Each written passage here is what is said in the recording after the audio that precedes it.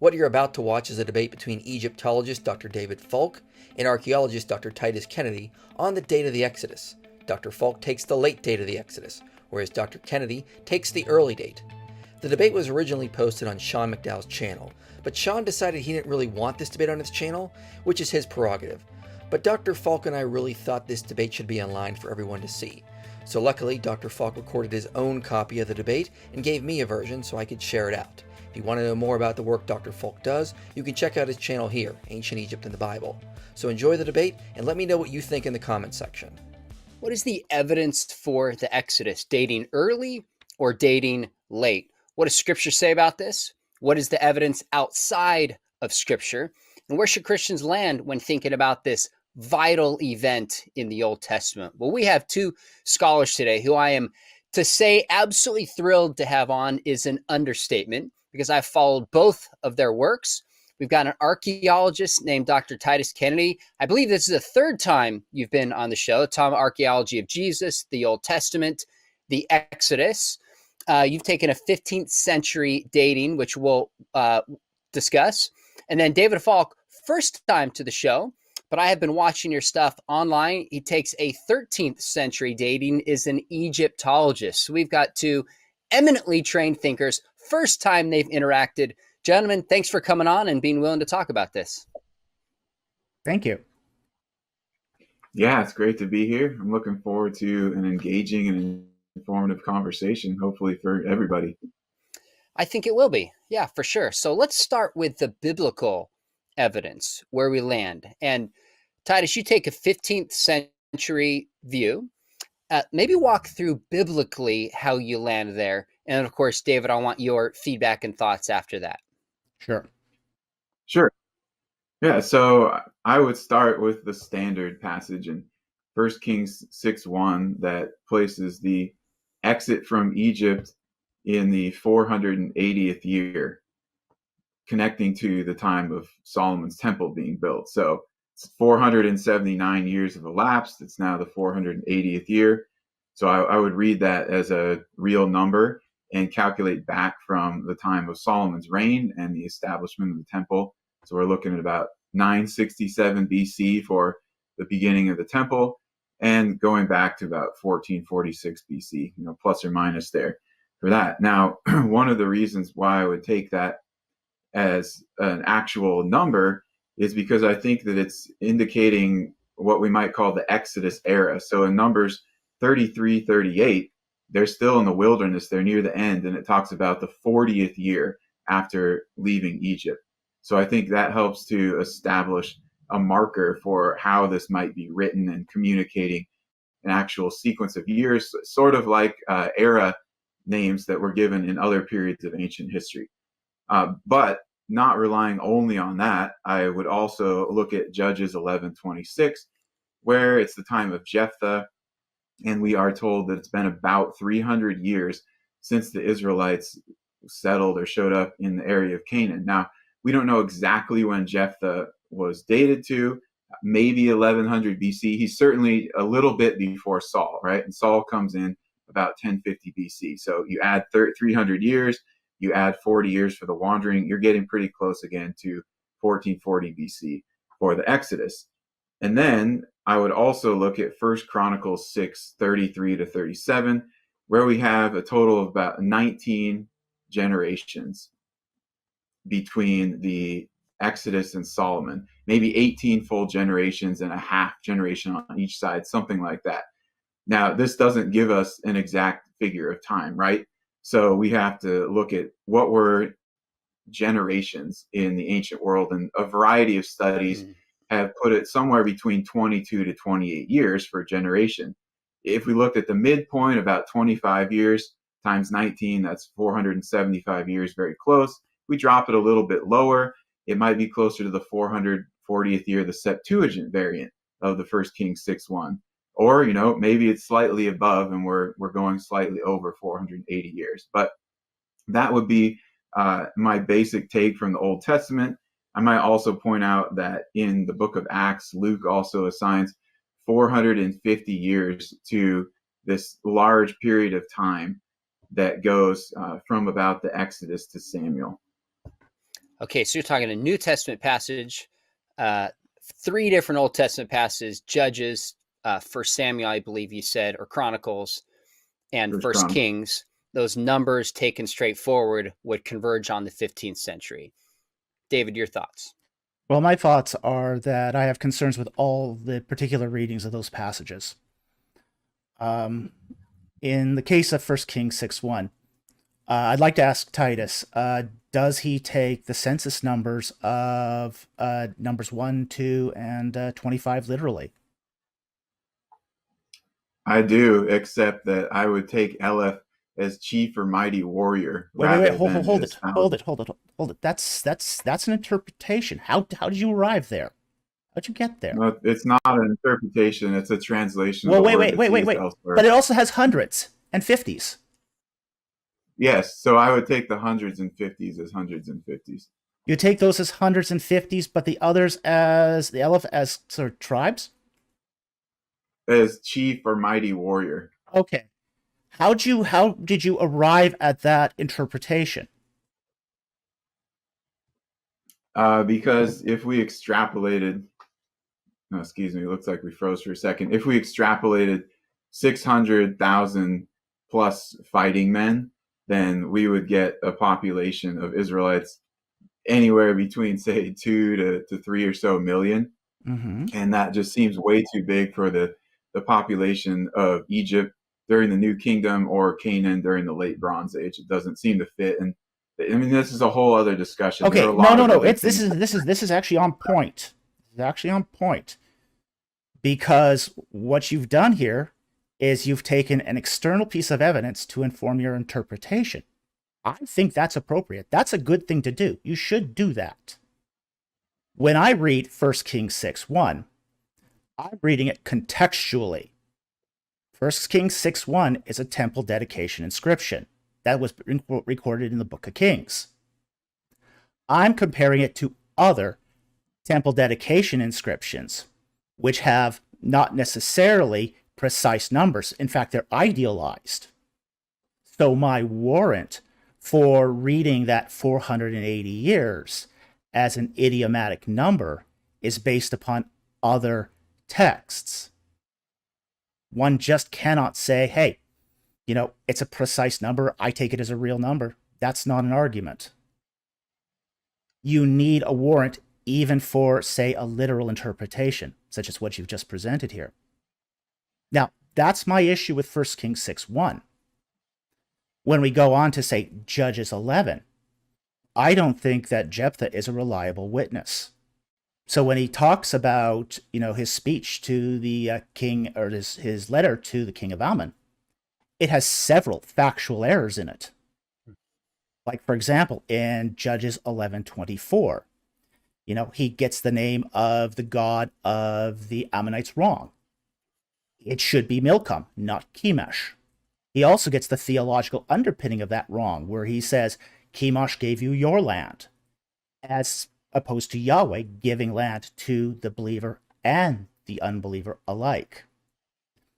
He also gets, in the very next verse, the history of Israel wrong, where it asks, does Balaam, son of Zippor, king of Moab, did he contend against Israel?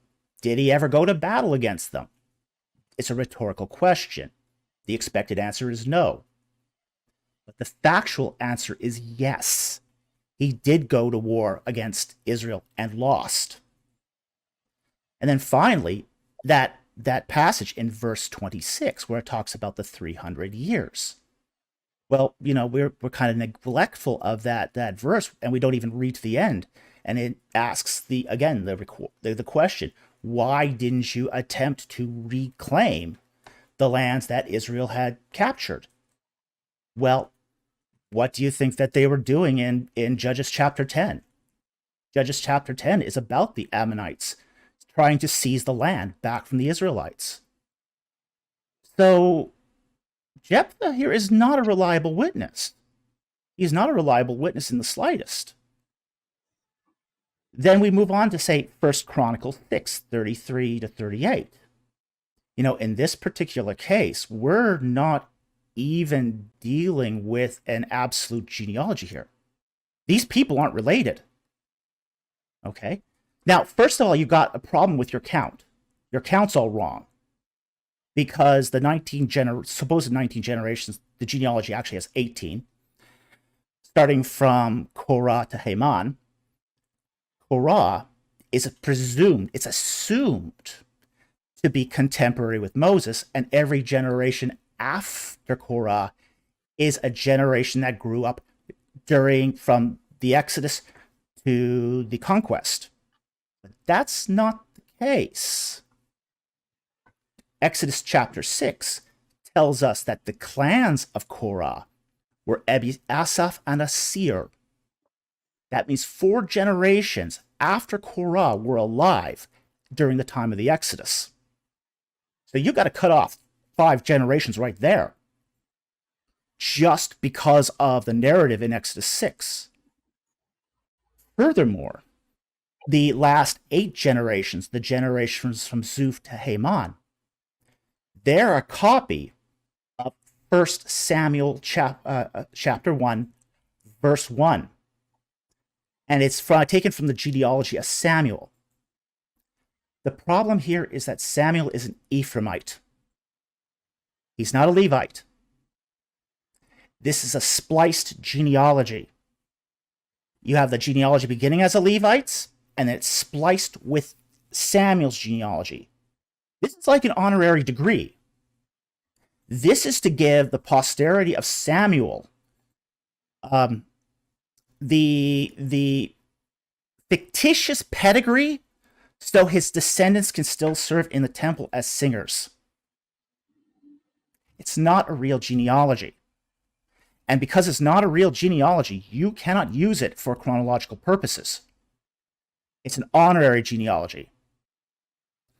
And then finally, the Acts where you talk about the 450 years. That's going all the way back into Sinai. We're not even talking about what was the absolute length of, say, the sojourn. The sojourn is less than 350 years. Again, according to the genealogy of Moses in Exodus chapter 6. So, you can't just say, Numbers 33:48 is 40 years and say, oh, because of that, you can interpret all these as, say, the 480 years. Because again, this 40 years is an idiom. We see it in Canaanite literature. We see it in ancient Near Eastern literature, like the Moabite stone, where the king of Moab ascribes Omri a 40-year reign, where the biblical testimony tells us it was only 12. It's a common idiom. This is what we also find, say, throughout the Judges. After every judge, there's 40 years apiece, or at least many of them. It's not exactly 40 years. It's an idiom for an extended long period of time. Let's go back to 1 Kings 6. This is really helpful. I think we're coming at one of the distinctions is whether these are literal chronological numbers or the word you've used is idiom. In 1 Kings chapter 6, why should we take that more as a historical, actual 480 years, Titus? And then we'll move to the Jephthah passage and beyond. So can you give examples of temple dedication texts that you're comparing this one in 1 Kings 6:1 to as an interpretive? Sure, I'll give you 2 of them. The temple dedication inscription to Culti-Ninurta I, and the 400-year stela inscription of Seti I and Ramses II. Okay, and why aren't those using correct numbers? Well, in the case of the temple of to Culti-Ninurta I, the Temple of Ishtar, it's off by about 20 years. It's a formulation of 60 times 12, 60 being the sexagesimal number of perfection, because of the base of the way the Mesopotamians did mathematics. Now, in the case of the 400-year stela, we know that because we've excavated that particular temple. That temple has been excavated. So we know how old that temple is. And it is 80 years off. It's 80 years too old, but even if you ascribe that to, say, a Hyksos king, well, then it's 50 years too late. So either way, you're off. Okay, so you're saying one's off by 20 years and one's off by about 50 years, which 50 to 80, depending on which way you're going. But yeah. not very good. But if you look at the Tukulti Ninurta text, I mean, we're going back and we're looking at the original building, supposedly 720 years before, and we've got all this mess of, are you going with the middle chronology or the short chronology, etc.? So we may not be right. 700 Well, years. the middle chronology is a fiction anyway. I mean, if we get right down to it, the middle chronology is a fiction. Hold on, David. Let him lay out his case. It's not half of the time. It's not 350 years, 360 years, 400 years even.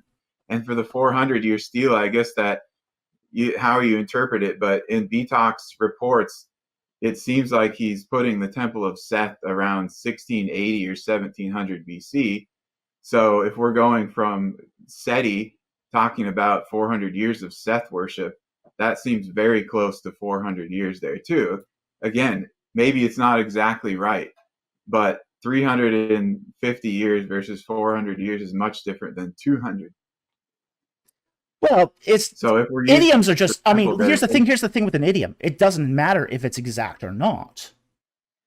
I mean, look, if we talk about the Moabite stone, that's like 75% off.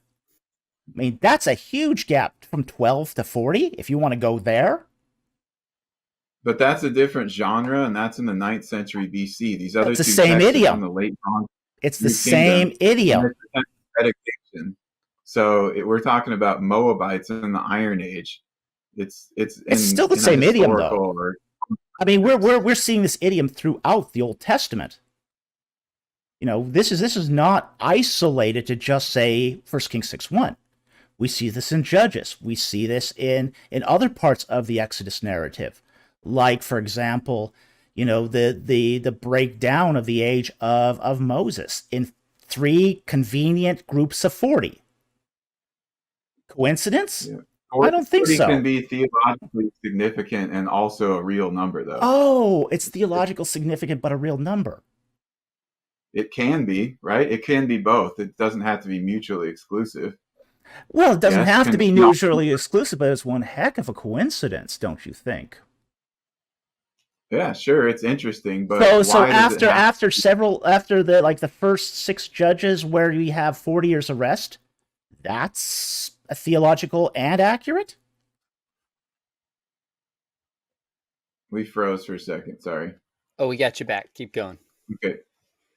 Yeah, I'd like to make a comment on the Judges 11:26 also. Okay. So it's not the. Can we hold just? Can I just a second before we get to the Judges? I just want to make sure we've at least clarified the difference on 1 Kings. So it sounds like you take it as a straightforward number, Titus, but there might be some variance. It might be 450, might be 490. It's somewhat of an estimate, but meant to be close to a real number. David, you think it's an idiom, and it could be, in principle, 4,000 or 40 years. Mm-hmm. So that's really the difference how we're interpreting this passage. Now, is that at least a fair summary? Is he actually saying that it is, plus or minus several years? Is he saying it's an approximate? I mean, Kennedy, are you saying it's an approximate, or are you saying it's exact? No, I'm not saying it's an approximate. I'm saying that at least the intention of it would be to get it correct. Okay, so you're saying that the 480 years is absolutely, literally correct? Yeah. Okay. 479 years. Yeah, that would be my take, if that's the correct variant. We've got the Septuagint also in there. Okay, so I think we've highlighted. Okay, keep going. Back to the Judges 11:26. So the Ammonites are not being addressed there. It's the Amorites. It's 2 totally different people. The Amorites were not local. They came in and swept in and conquered key places. You can read it earlier in chapter 11. Sihon, king of the Amorites. So the Ammonite god is, as you pointed out, Milcom. That's correct. and the Moabite chief god would be Chemosh. The Amorites, when they went in and took over places, they kept the chief gods of those cities or regions, like Hammurabi keeping Marduk in Babylon, or Zimri-Lim keeping Dagon in Mari. So it's not odd that they would retain those local gods. And it is in the territory of Moab that they're having this conversation. So I don't think that Jephthah is necessarily a bad source of information there. Wait, hold it. There's some factual issues here. It says that the letter was sent to the king of Ammon, not the king of the Amorites. It says in verse 19, Israel sent messengers to Sihon, king of the Amorites, king of Heshbon, and Israel said to him, "Let us pass through your land into our place." Right, that is the recounting of that's the historical prologue of the letter, not who it was addressed to. Messengers were sent to the king of the Amorites? That's not who it's addressed to? Let's see here. The Amorites keeps appearing in this passage, not the Ammonites. Judges 7. Okay, verse 15. Verse 14, Jephthah sent messengers again to the kings of the son of Ammon. Yeah, but then you go down and you see that he's talking to the Amorites. Yes, he's talking, he's giving you this historical prologue. Have you read the passage? Yeah, Amorites keeps appearing in the context of verse 20. The Amorites had taken away. That's the whole dispute of the passage, is that the sons of Ammon are contesting that the Amorites took over the land originally. They're making an ancestral claim. The text this is not addressed to the Amorites. It's addressed to the Ammonites. That's what this entire thing is about.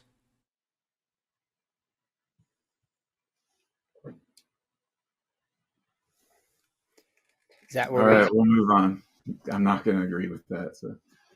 Okay, fair enough. So at least we've highlighted that this passage in Judges, there's a factual dispute of whether we can trust the story of Jephthah and the dating or not is a factor that would play into this. Fair enough. I'll let our viewers go to the text and make their own decision here. Good enough. I kind of want to move to the extra biblical, but did we miss anything? There was still one passage left over. I believe you said in First Chronicles, when David, you said First Chronicles when it comes to the genealogy that's listed. That was one of the original passages that you mentioned there. Titus, do you want to weigh in on this one or move to the extra biblical? No. I mean, I know there's people that take his understanding of that, and there's others who look at it as a viable genealogy that's giving people, and we're able to trace it back. So there's no use to back and forth. So I understand what he's saying, sure. And there's many people that agree with him. Okay, fair enough. Any thoughts on the New Testament passage, or we can shift to some of the passage in Luke, I believe it was, or keep moving forward? It's an Acts. It's a confusing and debated passage. We've got textual variants in there. I wouldn't use that as a crux of the argument. My point is just it looks like a longer period of time when he's talking about that. Okay. I think we can leave it there. At least my goal is to highlight where we differ and why on the dating. Titus, can I ask you one question just for clarification? When it comes to like the patriarchs, yes, are all those numbers meant to be taken straightforward as well? Or do you allow for some idioms or variants in the larger Pentateuch? I would take the numbers as they're stated when they're talking about people's ages or how many years they were in a certain place and so forth. So that would be my working methodology, unless there's something really obvious that I think we can't do that with. Okay. Obviously, we could debate that, but our goal here is clarity, so that helps us see kind of what's at stake. Super helpful. Gentlemen, let's shift from the biblical to the extra biblical.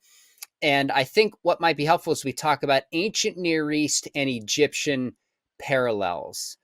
Titus, maybe walk through a couple parallels that you think are significant to when we would date. In fact, let's actually start with the Pharaoh as I think about it. That might be an interesting parallel, and then we can move to other ones.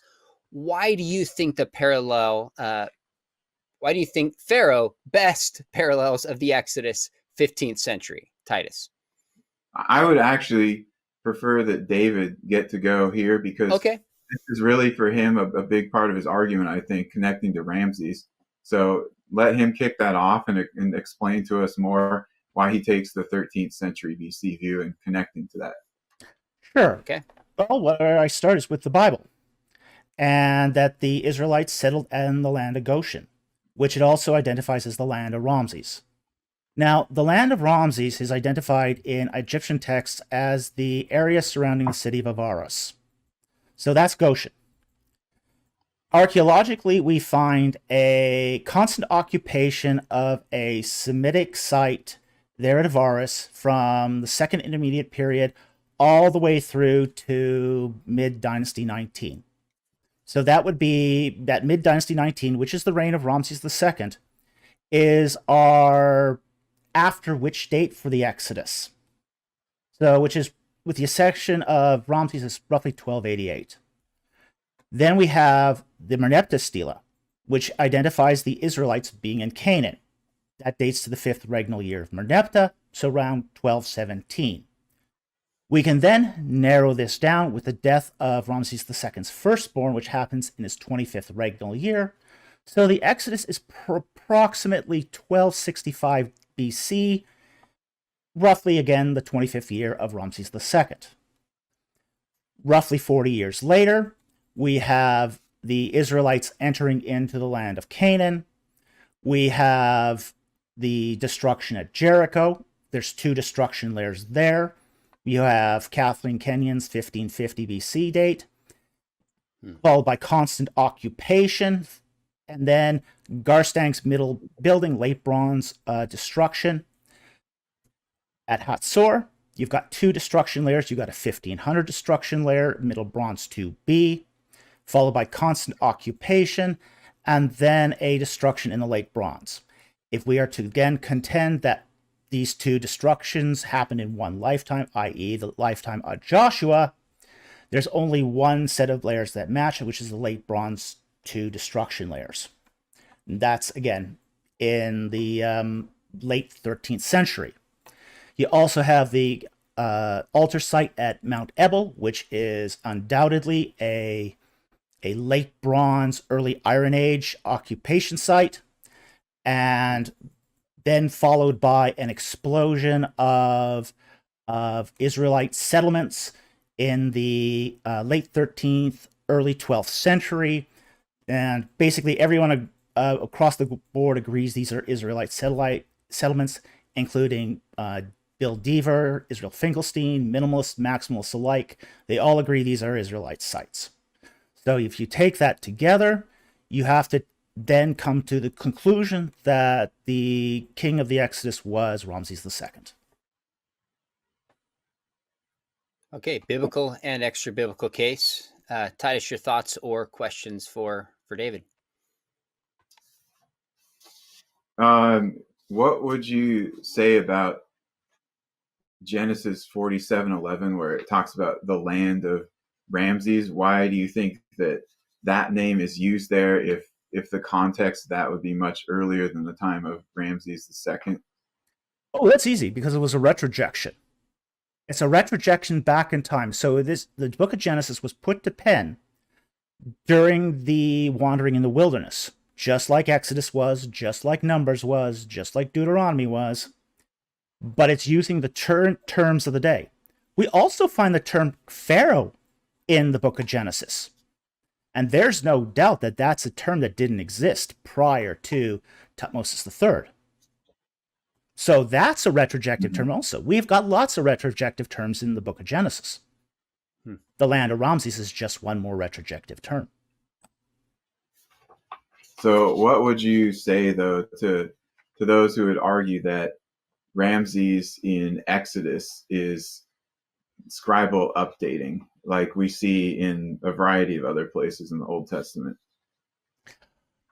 I think it is conceivable. It's possible. I don't think it is plausible.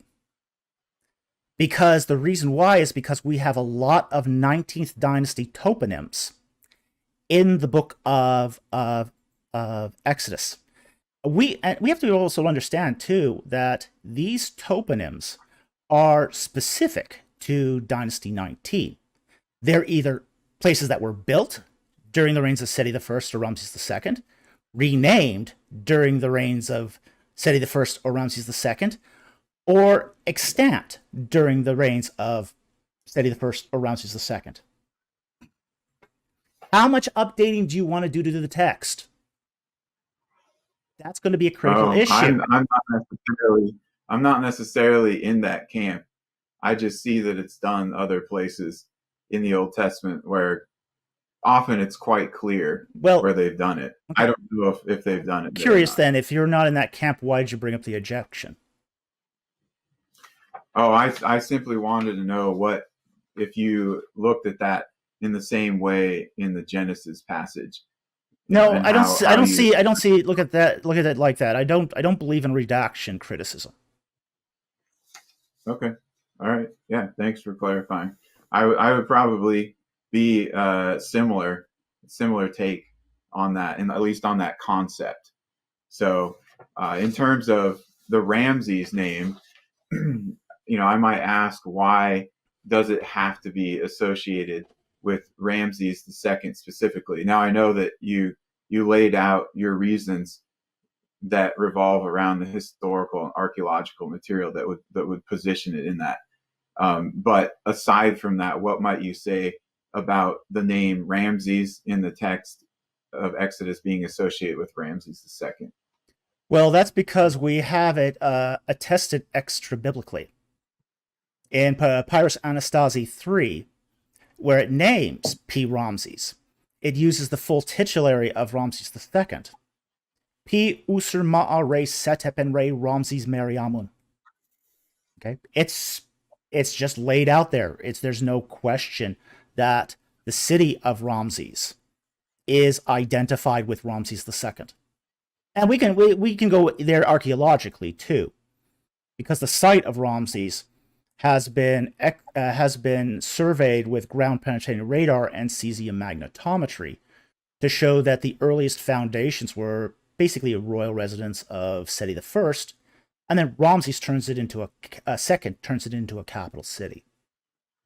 Mm-hmm. Isn't in Anastasi 3 also, though, they attribute the founding of the city to Ra?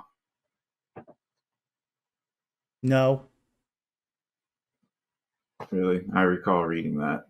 Of course, it's a legendary type of thing. We see that in other places like Babylon with Marduk and Tyre with Melkart. Now, what about, we don't have the P component in front of Ramses there, like we do with Pithom, or like we do with the name of the Egyptian city. Could that not be significant? No, because we do find it in other places where, even in Egyptian texts, it is done. I mean, even in Papyrus Anastasi 3, it calls the city of Ramses without the P. And why couldn't that name? So the fact is that the P is not significant. The P is just not significant. Why couldn't that name have been in existence earlier? Because we do have the name Ramses, at least for personal names, appearing back in the 16th century BC, for example. So it's not like it was a new name in the 19th dynasty. Oh, it's a very new name. It begins with Ramses I. Ronkus Personamen. Really? Yeah, oh sure, absolutely. You don't find it prior to that. Ramos, son of Amos the First, and Ramos, father of Senenut. Oh, Ramos.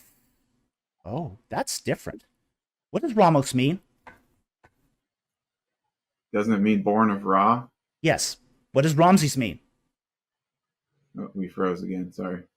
What does Ramses mean? Born of Ra. No, it doesn't. It does not mean that. Ramses means Ra begotten him. It's got a pronoun in it that you don't find in Ramosa. It's very distinct. This is why we have two S's in Ramses and one S in Ramosa. And the Bible preserves that second S. That second S does that pronoun does not appear in the name Ramses until the 13th dynasty.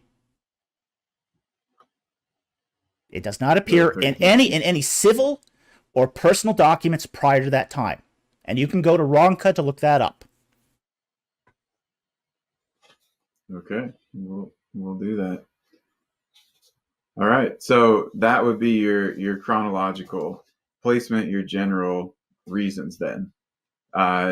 Sean, would this be a good time for me to put forth what I think would be the Pharaoh, the Exodus, and some of the basic reasons for that? Yeah, I think that's a great idea. Okay, sure. So if it occurred in the 15th century, and we discussed the reasons for that viewpoint, then I believe it would fall into the reign of Amenhotep II. Now, in the Bible, of course, it doesn't name the Exodus Pharaoh anywhere, right? It doesn't name it anywhere in the Old Testament, doesn't name him anywhere in the New Testament, just gives his title. But we do have one ancient text that does give us a clue about this, and this is Manetho, who was an Egyptian priest historian living in the 4th and 3rd century BC, and we only have fragments of what he wrote, but he does talk about a sort of Hebrew exodus, an Israelite sort of departure from Egypt, and the pharaoh that he names associated with that is Amenephis or Amenhotep. Now, he doesn't specify which one of those, so we can't say 100% he's attributing it to this, but there aren't too many Amenhoteps. So what about Amenhotep II might I look at and see, okay, there look like there's some circumstantial connections here, or maybe there's some requirements of the biblical text. So first of all, I would go to the story, the narrative in Exodus, and you see how Moses kills the Egyptian, and then he flees into the wilderness, and it says that he's there for 40 years, and then God tells him that the Pharaoh, the man seeking your life, has died. You can go back now. So he goes back, and then this is when he starts having the conversations with the relatively new Pharaoh. Now, if we took that 40 years as the actual 40 years, and I'm aware that not everyone is going to do that, they might take it idiomatically, but if we took it as 40 years, then that disqualifies a lot of pharaohs for this pre-Exodus pharaoh. Maybe we call him a pharaoh of the enslavement. Thutmose III had a reign length of about 54 years, so that would be sufficient. There aren't many others like that. Ramses II certainly had a long enough reign, but if he's the Exodus pharaoh, he's not also the pre-Exodus or enslavement pharaoh, and his predecessor, Seti I, did not reign for 40 or more years. If we're looking at the pharaoh having recently come in power, well, the 1446 BC date for the Exodus, Amenhotep II has come in power recently. Now, I'm looking at the high chronology of Egypt. I know David might prefer the low chronology, although it sounds like with Ramses II and Merneptah, you've tweaked that chronology slightly. You got your own view maybe there a little bit. I noticed it's slightly different by a few years. Anyhow, he comes into power fairly recently. All right, so that general part of the story connects. Now, what about the reign of Amenhotep II might we look at and say, here's some other circumstantial correlations. First of all, we have, we froze again. First of all, we have the abandonment of the Avaris Palace complex during the reign of Amenhotep II. That might indicate that there was something serious that happened during that time. The excavators don't have a specific explanation. They suggested maybe the possibility of some kind of plague. We've got the abandonment of a candidate for Pithom, Tel Retaba, during the reign of Amenhotep II. again, maybe indicative of some upheaval in the country. Amenhotep II on the Memphis and Amada Stele talks about this campaign into Canaan, which is basically a slave raid. He claims that he takes back over 100,000 of these people from Canaan. Maybe he is trying to repopulate his slave supply, or at least tell people like he saved face, he retrieved them, or he replenished them. In his text, he's very, very braggadocious. Now, other pharaohs were, of course, too, but you can see maybe the stubborn and proud nature of this Exodus pharaoh there. We might also look at something like the Western Karnak stele of Amenhotep II, which has got this strange order where he says that all the images of the gods, and specifically naming Amun-Ra, to be destroyed. He seems angry at these images or at the gods themselves for doing something. Well, if they've completely failed in protecting Egypt during the Exodus plagues, I can understand that. Atenism starts popping up not too long after his time, which, all right, maybe that connected more to economics, I don't know, but there could be some kind of religious upheaval that spurs that movement. And then we have Amenhotep II destroying or usurping Hatshepsut and some of her cartouches. And so he seems to have an issue with her. What did she do to offend the gods or the order of Egypt? Some have suggested that she was the princess or the daughter of Pharaoh who rescued Moses from the Nile in Exodus chapter 2 and raised him. And so she would have this negative association with someone who caused all these problems on Egypt. So that, from an Egyptian perspective, that would be, or from a Pharaoh of the Exodus perspective, that would be some of the main things that I would bring up. I don't want to talk about the wandering or the conquest here, because I think we're going to discuss that a little bit more in depth later. Your thoughts, David? Thanks for laying that out, Titus. Well, there's a lot there. My first concern is the snuck premise, which he sort of alludes to a little later on, but his dependence upon a high chronology that has been disproven now for over 30 years. And I think that's a really serious problem. I think this is a really, really serious problem. Because when we look at, say, the reign of Buriash II of Babylon, Assyriologists are in complete agreement that his reign was from 1359 to 1333. He sends two Amarna letters, one to Amenhotep III, one to King Tut. This pegs the accession date of Amenhotep III to 1389, which means the accession of Amenhotep II has to have been in 1425. So you can either have the 1446 date, or you can have Amenhotep II as king of the Exodus, but you can't have both, essentially. Holding both at the same time is impossible. Second, Manetho. Comes down to which Manetho. There's 4 versions of Manetho, each of which name a different king of the Exodus.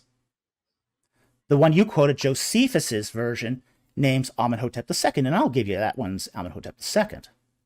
But then we got Eusebius's version that claims Akhenaten as king of the Exodus. You got Africanus's version that lists Ahmose I as king of the Exodus. And then you have Theophilus the Theophilus' version of Manetho that names Tutmosis IV as king of the Exodus. 4 different versions. Which one's the correct one?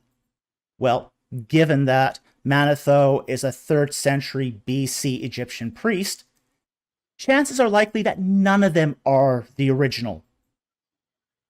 That this priest, Ptolemaic priest, wouldn't have cared, and this is the editorial glossing of later Christian and Jewish writers.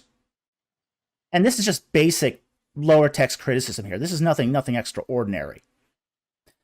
Also, your use of the 40-year criteria for Amenhotep II's predecessor, I think lacks biblical warrant.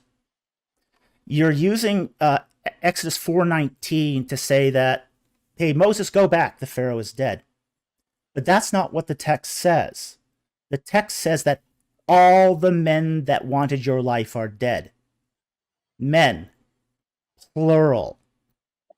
Because of that phrasing, the Pharaoh, predecessor of the Exodus Pharaoh, did not have to be the last man standing. It could have been a powerful vizier, a general, a powerful courtier. It could have been all sorts of other people.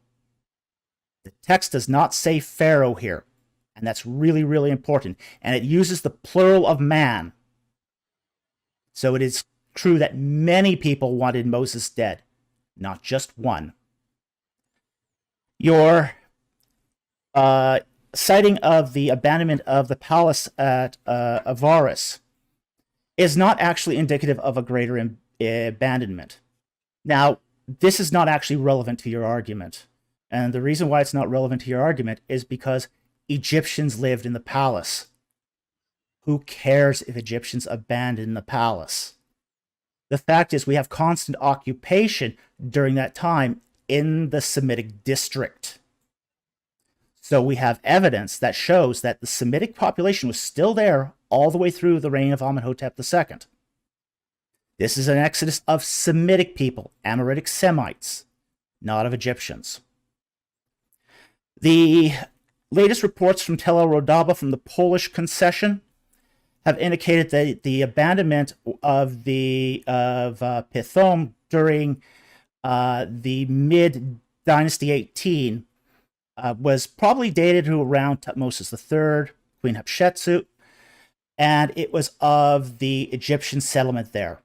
It isn't reoccupied by Semites until the building done by Ramses II. Your use of the stela of the slave raid is really post hoc rationalization. There's nothing here that connects it to the Exodus in any way. Slave raids are done. Yes, he probably exaggerated the numbers. So what?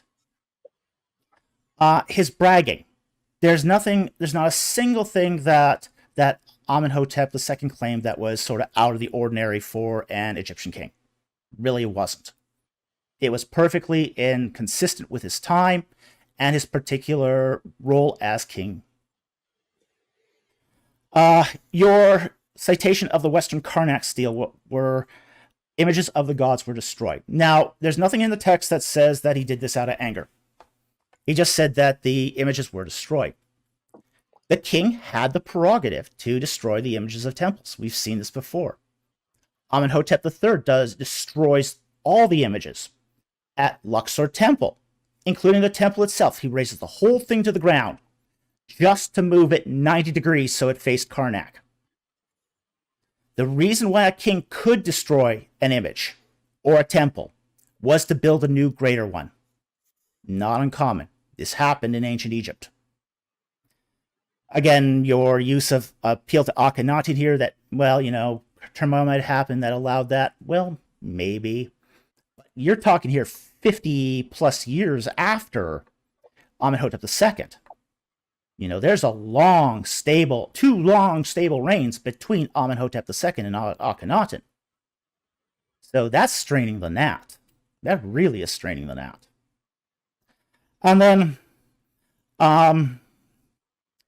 finally, Amenhotep II usurping the cartouches of Hatshepsut. Well, kings did this all the time. This is one of the reasons why Ramses II carves his cartouches so deep, so people couldn't do this. Because he did this. He usurped other people's cartouches. Everybody did. You take a beautiful piece of monument like a Middle Kingdom beautiful Sphinx, drag it to Karnak Temple, you carve your own cartouche over top of it. And if you can't carve over top of it, you carve beside it. So this is common in Egypt.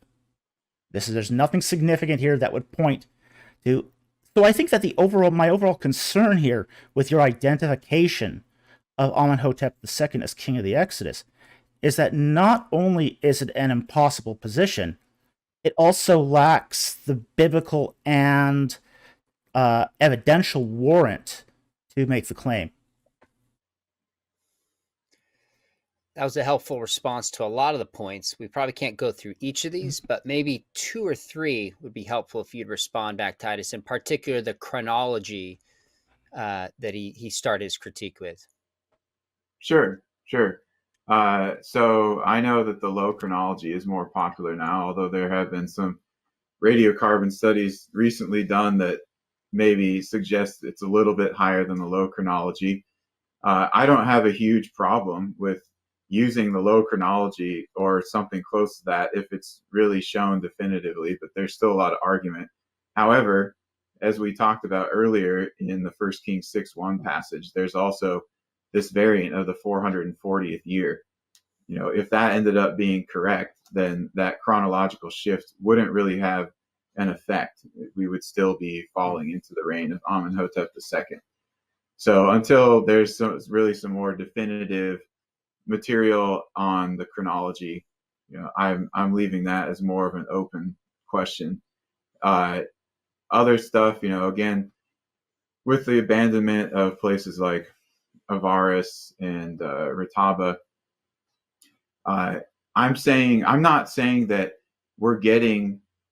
I'm not looking for a complete abandonment of every city and saying that's reflective of the Exodus. I'm looking for upheaval in the country, and specifically maybe something targeted at the Pharaoh that caused the reaction. Now, there haven't been enough excavations at Tel El Daba to really tell us what's going on with the Semitic town, so to speak, during the rest of the 18th dynasty.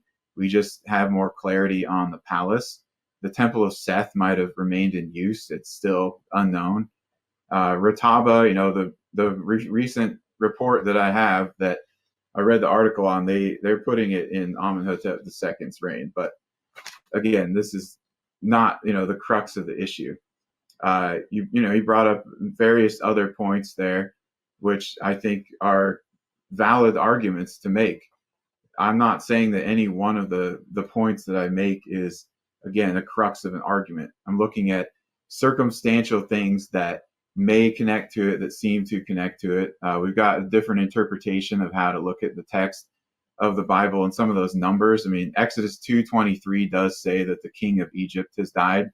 So that's what I'm getting the part from when God's starting to address Moses. I know that later in chapter 7, he says, all the men seeking your life are dead. Yes.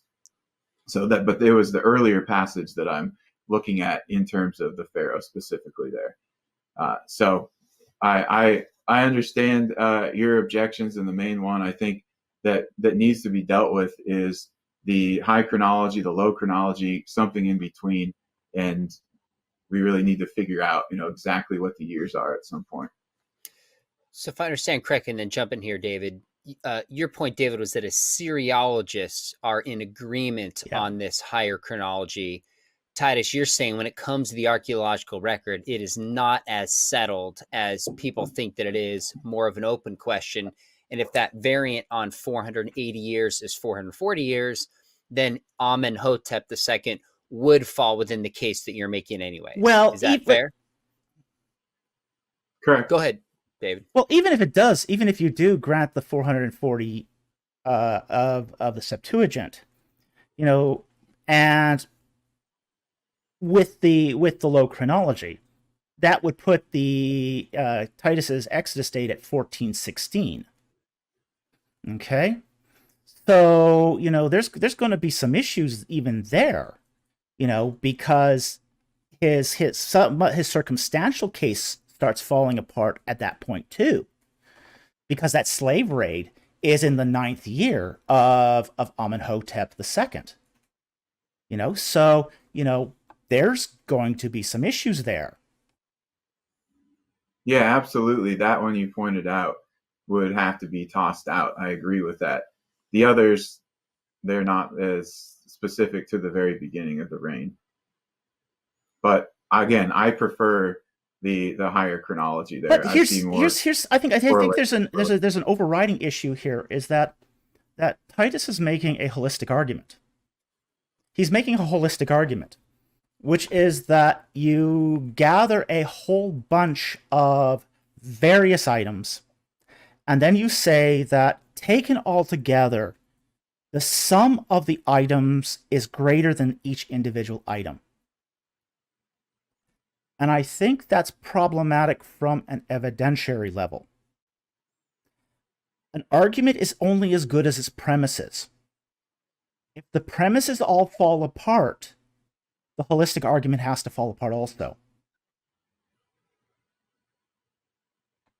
Well, what about your premise of the temple dedication genre being ambiguous numbers? I mean, that falls apart when we looked at the specifics of it. No, it didn't. But I wouldn't throw out your entire No, argument. it didn't fall for apart. Ramses. What are you talking about?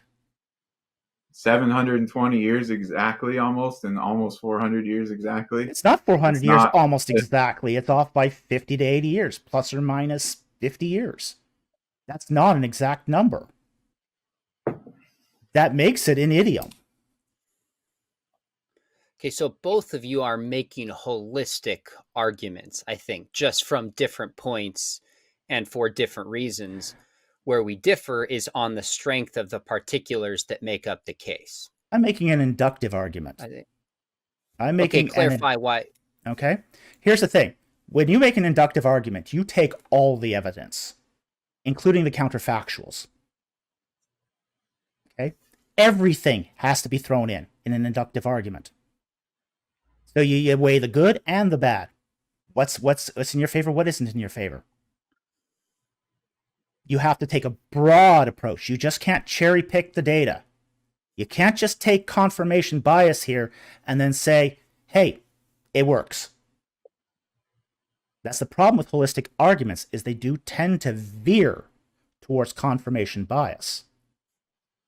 You know, picking what proves your case, but what doesn't prove your case is ignored. An inductive argument, you have to include the counterfactuals too. Let's get back to the archaeology of some of these cities, specifically Okay. Avaris and Ramses. And David, can you reiterate just some of the basics of the archaeology at Ramses, Contir, Tel El Daba that you see as correlating with Ramses II in Exodus? Okay. Tel El Daba is the city of Avaris. It was begun in the 11th dynasty. It was conquered by Akhmos I at the beginning of Dynasty 18, at which point it became, it was still a Semitic city right up through until mid-Dynasty 19. Early in Dynasty 19, the city of Pi-Ramses was begun on the site of Contir. These are two sites that are separated by 2 kilometers. Once the city of Avaris was abandoned mid-Dynasty 19, the port called Peru-Nefer remained in operation until roughly Dynasty 20, in which case both the port and the city of Pi-Ramses were abandoned. So that's it in a nutshell. All right, so Tel El Daba was actually founded in the 12th dynasty, not the 11th. Well, But it's in the 11th. Yeah, it was founded in the 11th, but go on. Not according to Bitok and his team's reports. We have an agrarian settlement there in the 11th dynasty, but go on. So my main question was connecting to not just the establishment of the city, but what do you see as some kind of abandonment or exodus connected evidence in the archaeology of Contir? Of Contir? Yeah, of Pi-Ramses, yes. Pi-Ramses was abandoned at the end of Dynasty 20, when the capital was moved to Tanis. Yes. All right. Sorry. Then I misunderstood because I thought you were saying something about an abandonment there during the reign of Ramses II. That was Tel El Daba. That was Avaris that was abandoned. What's the evidence of it being abandoned? It was turned into a cemetery. The city was turned into a cemetery for Pi-Ramses. So It essentially, was the whole site was turned into a cemetery except the port. so you're saying that those 19th dynasty Asiatic burials there, that's the abandonment of Avaris? I'm saying that the 19th dynasty Asiatic burials, and I don't know what you mean by 19th dynasty Asiatic burials, because we have mostly evidence of Egyptian burials in the 19th dynasty. The Asiatic Really? burials are 18th dynasty. Well, we have those sheep and goat and two dog and two bull burials that are 18th dynasty, but the 19th dynasty ones I'm referring to are things like those slipper mask ceramic sarcophagi like we see in southwest Canaan, also infant jar burials, and then instances where the deceased Well, is here's the holding a thing. scarab Here's the in their thing. hand. There, So you're not getting full. Hang on, David. Let him finish. Sorry. Sorry, those are the Asiatic Canaanite type burials in the Mm-hmm. 19th dynasty there that I was But they're not referring to. 19th dynasty. Well, They might Beatock says might be are. or they might be early 19th dynasty, but they're not mid 19th dynasty. Because you All do right, I have some haven't. overlap between the two cities in the early 19th dynasty during the reign of Seti I. But here's the thing: agricultural leveling has destroyed all the tombs. So what you're saying can't be possible because of the agricultural leveling. We only know that there are Egyptian burials there because we get fragments of Egyptian pottery, fragments of Egyptian sarcophagi, Egyptian burial goods. That's what we find at Paramses mid Dynasty 19, or sorry, at Avaris. Okay. So your I'm complete being- burials have to be before that mid Dynasty abandonment. They have to be before, if they are, say, a complete Semitic burial. Because agricultural leveling has even demolished most of the Palace of Horemheb. And he's definitely Dynasty 18. Mm-hmm. Right. There's certainly difficulties with the archaeology there because of all that and the amount of material that's recovered. Titus, maybe lay out for me some of these cities. Ramses, you said Heliopolis, Pithom, if I said it correctly. Mm-hmm. What problems you think this potentially raises for a 13th century dating, and or why you think it points towards a 15th century dating? What's your conclusions about the archaeology on these sites? I don't actually see any necessary problem with the archaeology of those sites for the 13th century. Nothing that would disqualify it, so to speak, because it's not as if the text tells us that these cities were, completely abandoned, or they weren't, or something happened. We just know the Israelites lived there and then they left, and they weren't the only people living there. There were Egyptians there. There were other Semites there. So we're not just going to get a completely gone total city type of a thing. So I wouldn't say that I'd pick anything out at the 13th century because it's got habitation there. Both, Ramses and this candidate for Pithom does. I would just say that the 15th century has some viable evidence too. And, we already talked about the evidence at Avaris for the 18th dynasty, habitation there, and then, of course, the abandonment of the palace in Amenhotep II's time. And I mentioned Rataba also, which is a candidate for Pithom. Heliopolis I only brought up because it appears in the Septuagint of Exodus 1:11, and so maybe it's preserving the original writing, that text. It's a variant. We don't know for sure. But Heliopolis is an interesting case. We do have a lot of public building or state building projects done there during the time of Thutmose III, who I would suggest is this pre-Exodus Pharaoh, this enslavement Pharaoh. And so, I don't know if Israelites built there at that time or not, because we don't have any Egyptian text that tells us that. It doesn't ever specify Israelites built this thing. They didn't get to that level of talking about tribes. But it does connect. It's not contradicting the idea that there's building being done at these cities during this, pre-15th century Exodus time. Okay, so one question, then jump in here, David. On your chronology, Titus, the Israelites in Ramesses, Pithom, potentially Heliopolis, how does that fit into the biblical chronology of a 15th century Exodus? How does it help with a larger case?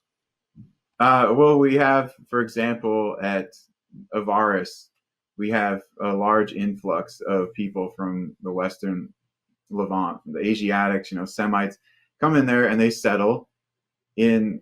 Looks like we froze again. Sorry. You're good. I've got you here. So people from the Levant come in and they settle into Avaris in the 17th century BC or even 18th century BC, really. And it starts to multiply, right? Okay, so there's this settlement of people that just fits the general idea. Jacob and his family came in there too. Then we have in early dynasty 18, we have the building of all these massive storage silos and storage complexes over the ruins of the former Hyksos citadel. And I would say that sounds a whole lot like the building of storage cities or storage facilities at Ramses and Pithom that we've got in Exodus. At Rataba, they've got also early dynasty 18 large silos that are built. And then again, at Heliopolis, as I said, there's some state building projects that are done there during the time of Thutmose III. So I think the building and specific types of building that's going on fits in this 15th century Exodus. And so, some kind of repercussions. Why are some of these places getting abandoned around the time of Amenhotep II? Did something significant happen in the country to trigger that? Okay, gotcha. David, jump in. Okay, well, as far as the abandonment of Avaris, it's not just that sporadic people just abandoned it. It was 50,000 people en masse. That's a lot of people to just pick up and leave. Okay? So this is not a small abandonment. This is a big abandonment at the end of Dynasty 19.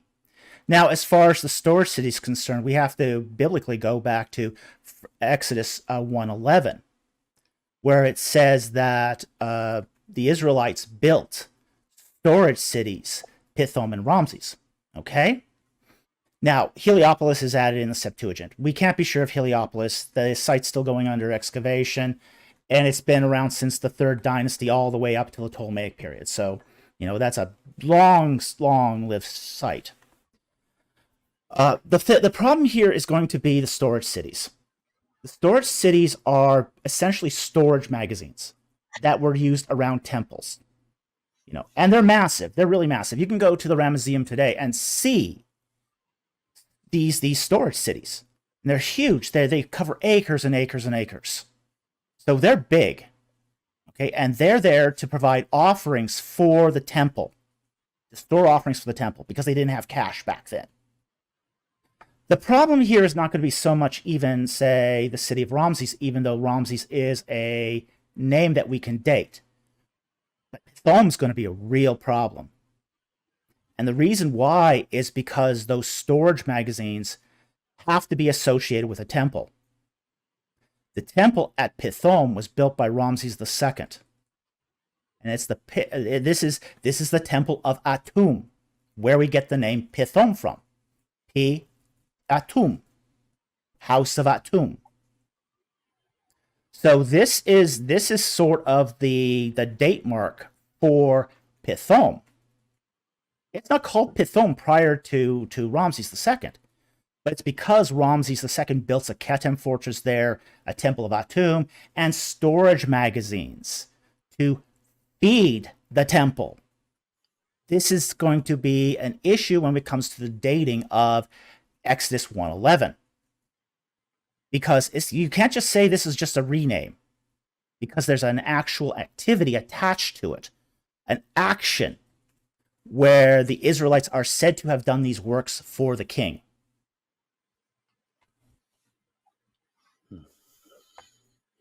All right.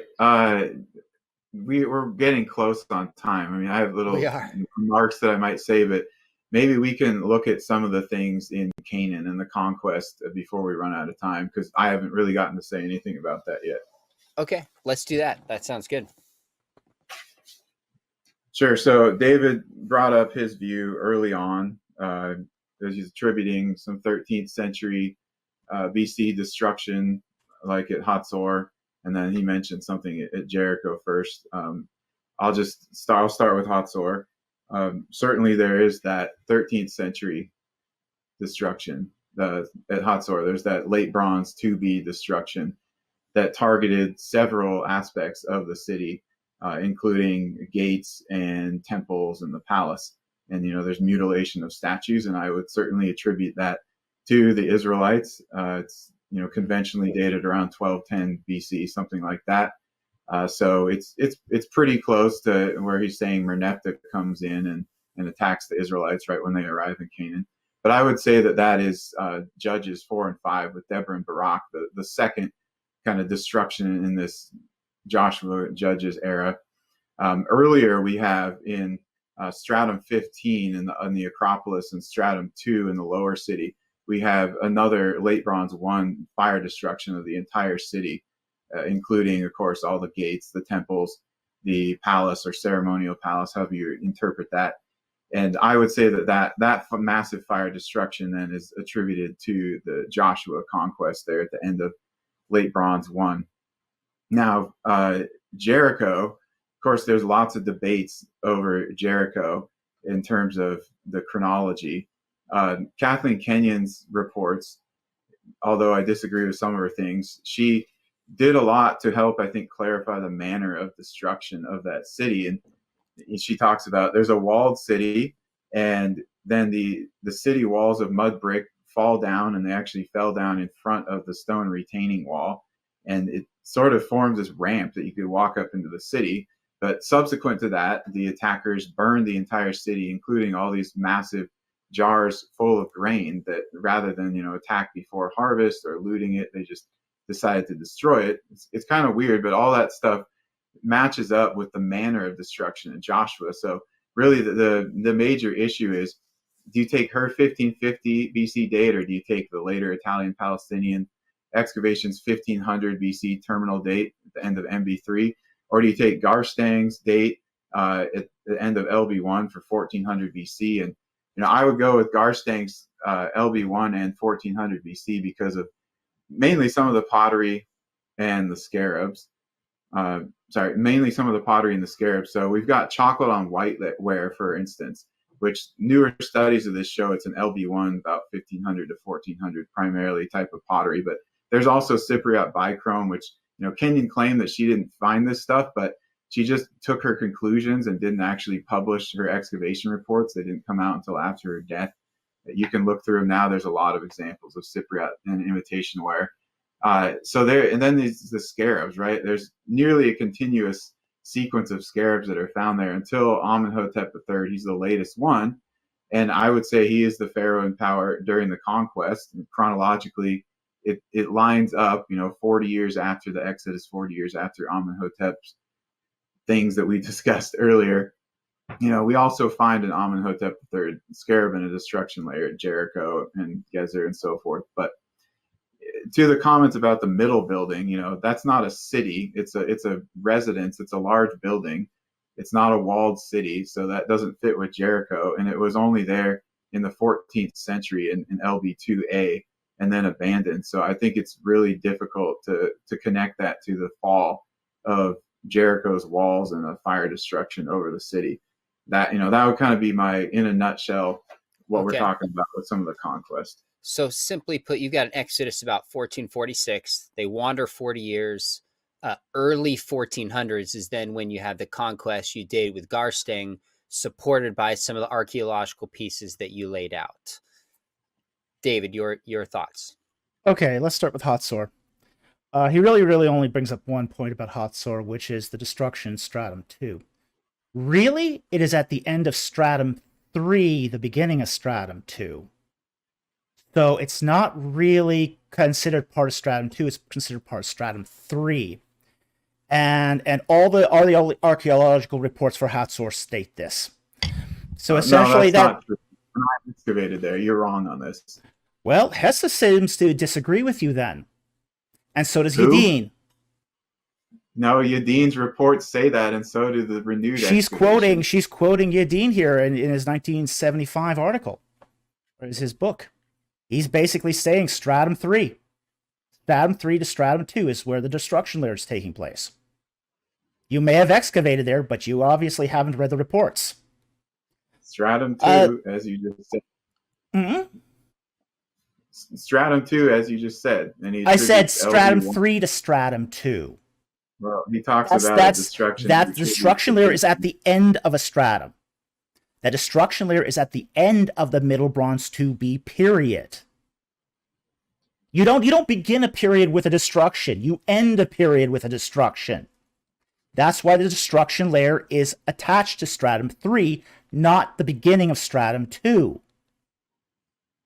This is basic archaeology.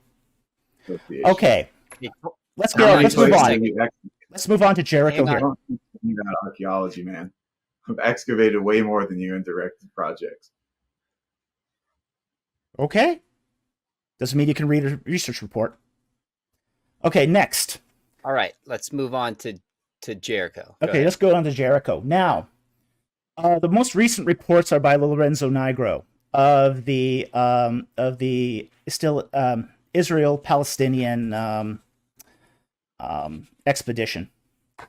Now, what he attributes here to the walls falling down and creating that sort of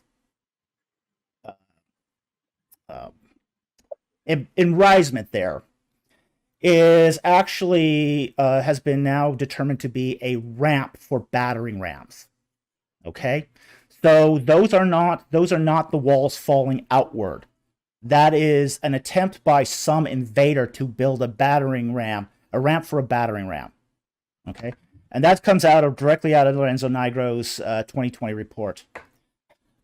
Second of all, the presence of the bichromeware indicating of Late Bronze 1, we now know that is part of a constant occupation at Jericho that began in Late Bronze 1 and continued all the way through to the end of Late Bronze 2A. And while he sort of dismisses the middle building, we also know that the entire periphery of the site had a mud brick Late Bronze wall. We also have essentially a cuneiform tablet there that dates to Late Bronze 1, which indicates that there was at least a palatial or administrative center there. And the reason why we don't find more extensive ruins there in the Late Bronze was because the whole site was leveled for rebuilding during the early Iron Age, Roman and Byzantine periods. And we can even find evidence of this in the Bible. 1 Kings 6:1 says that, sorry, not 6:1, 1 Kings 16:34, I believe. Hiel the Bethelite basically lays out the foundation, levels the foundation of Jericho to rebuild upon it. So we even see this in the Bible. It's there in the Bible. As far as there being no walled city in Late Bronze 2A, that's pretty much old news. That's old reports. The latest reports basically say that there was constant occupation there. And frankly, this explains the presence of the scarabs. This explains the presence of the bichromeware, at least and the occupation of the city there until, including the cemeteries. You can't have a Late Bronze town without a Late Bronze cemetery without a Late Bronze town. Okay, doesn't make sense to just bury your dead in the middle of nowhere. Okay. So we've got here a constant occupation from Late Bronze 1 to at least the end of Late Bronze 2A. And Late Bronze 2B, those layers have been removed by site leveling. And this is all in the latest report by Lorenzo Nigro. Titus, your thoughts? The Helani building built above the middle building, yeah, that's certainly an Iron Age structure there. But the main Roman and Byzantine settlement, especially Roman settlement, was not built at Tilla Sultan. It was elsewhere. The entire Late Bronze Age didn't just disappear from the site. If it was there, grows again. If it was there, it didn't just all disappear from the site. That's not a phenomenon we see. Part of the site did get bulldozed, but we have continuous stratigraphic layers that we can look at. So we both stated our positions on that. I would dispute or not agree with some of the things you said, but thank you for clarifying that. All right, let me jump in here for sake of time. We got a few minutes left. I'm going to have each of you in a minute just kind of give any final thoughts, position you didn't put forward, maybe an argument you didn't respond to. But I'm curious, and either of you can comment on this. Is this disagreement here one that's newer throughout the church? Has there been a range of different views that have been debated? What's the historical sense of this debate? Are one of you in the mainstream?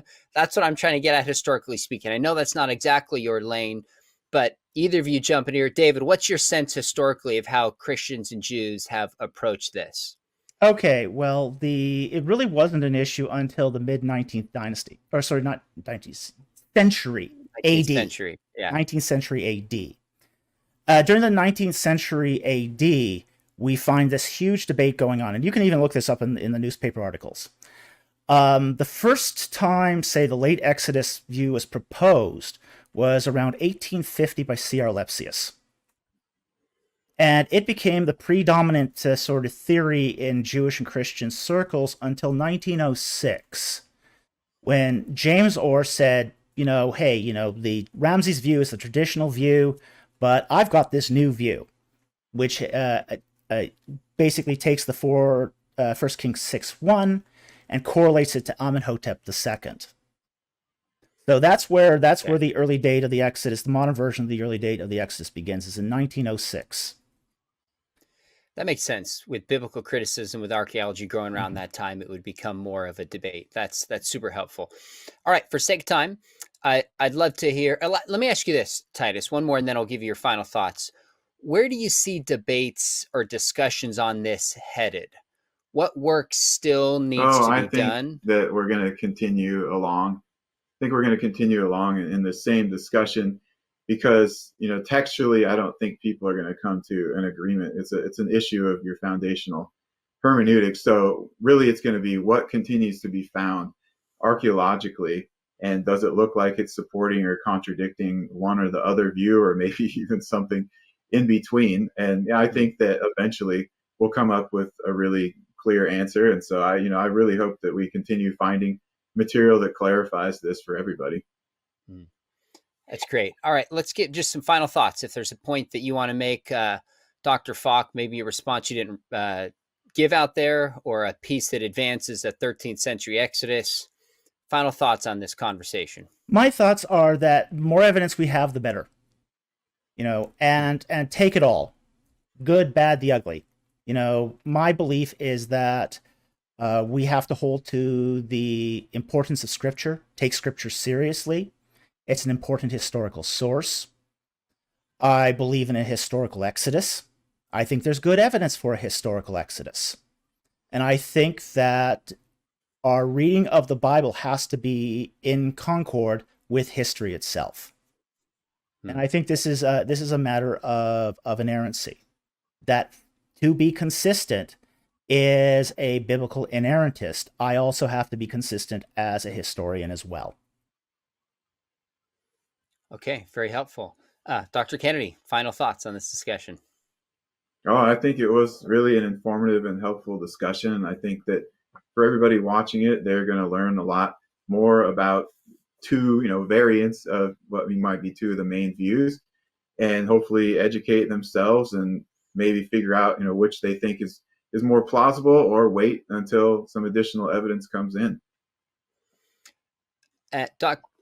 Falk, how can people follow you? I think you have a YouTube channel. Tell us the best way to track your work. The best way to track my work is on my YouTube channel, Ancient Egypt and the Bible. We do Q&A live streams every Friday night. If people want to ask me questions directly, we take those questions. We also do a Monday educational release. We won't be doing it today because of this, but didn't have time. But But, priorities, you got to pick them. So that's how people can reach me, is through my YouTube channel. Thanks for carving out the time to do this. I know it was a sacrifice. Dr. Kennedy, how can people track what you're doing? Well, I don't have my own channel, but I occasionally appear on various other ones if people are interested in seeing lectures or interviews or discussions. And you can take my class at Biola, or you can join me for a dig sometime. So I'll leave it up to you. That's awesome. Well, speaking of Biola, those of you watching, make sure you hit subscribe. We've got some other conversations like this, diving into important topics like the Exodus, cultural issues. If you've thought about getting a master's degree in archaeology, is one topic we discover and discuss in apologetics. We have a fully distanced, top-rated program. Information is below. We would love to help train and equip you in your endeavor to defend the faith. And I'll make sure you hit subscribe here as well. So the two of you, can't thank you enough. I was hoping to keep this to about an hour and change, but we got way too much. Not too much. I actually want to keep going forever, but got to respect your time. Hey, I'm happy to do it again. Well, let's look at doing it down the road again. Really appreciate that. And thanks to both of you for taking the time to come on. Thank you very much. Yeah. Thank you for hosting, Sean. Thank you for joining the discussion and all the information, David. It was my pleasure. It was great meeting you too. You too.